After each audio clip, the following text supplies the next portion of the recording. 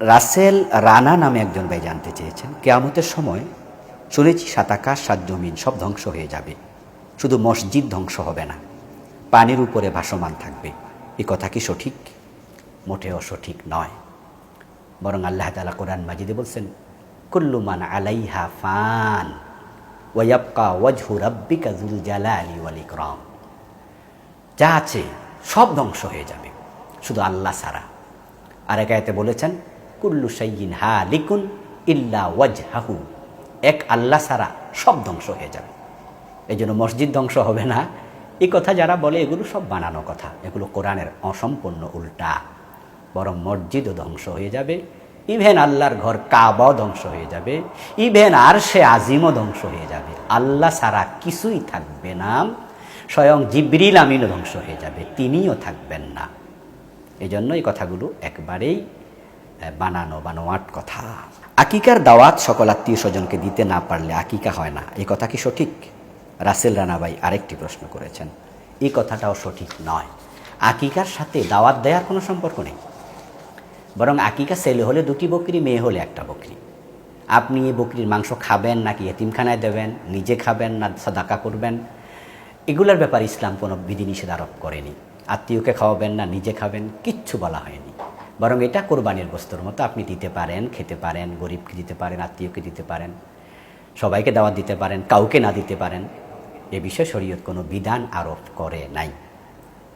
Joel Rana নামে একজন ভাই জানতে চেয়েছেন, শায়েখ মাটি দেওয়ার সময় নির্ধারিত কোনো দোয়া আছে কি? যখন মানুষকে কবরস্থ করা হয় তখন বিসমিল্লাহ বলে মাটি দেবেন। এছাড়া মিনহা খালাকনাকুম ওয়া ফিহা নুঈদুকুম ওয়া মিনহা নুখরিজুকুম তারাতান উখরা এই দোয়া পড়ে দিতে হবে, এমন নির্দেশনা হাদিসে পাওয়া যায় না। সুতরাং এগুলো দেশে দেয়া হয়, মানুষ আবেগে পড়ে আর কি, কিন্তু বিসমিল্লাহ বলেই মাটি দেয়া সুন্নাহ।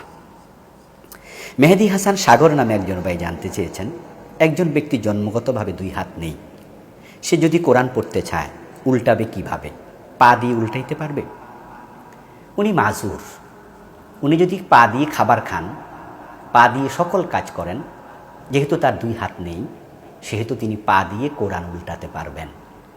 এতে করে আদবের খেলাপ হবে না, কারণ তিনি তো মাজুর। আজরুরা তবিহুল মাহজুরাত, যখন প্রয়োজন হয় তখন হারাম জিনিসও হালাল হয়। তো ওনার জন্য মাজুরাতের কারণে তিনি পা দিয়ে কোরআন উল্টিয়ে পড়তে পারবেন, কোনো অসুবিধা হবে না। তবে যার 2 হাত সুস্থ সে এটা করবে না।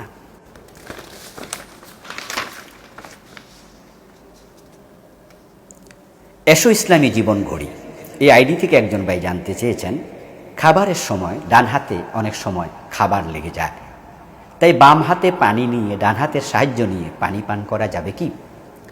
বাম হাতে শুধু পানি পান করা নিষেধ, সকল খাবার গ্রহণ করাই নিষেধ। ফাইন্না শায়তান ইয়াকুলু বিশিমালিহি, হাদিস হলো শয়তান বাম হাতে খায়।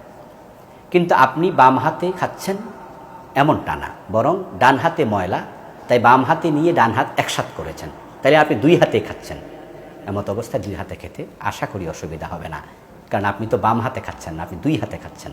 আর 2 হাতে খেতে তো নিষেধ নাই, শুধু বাম হাতে খেতে হাদিসে নিষেধ করা আছে।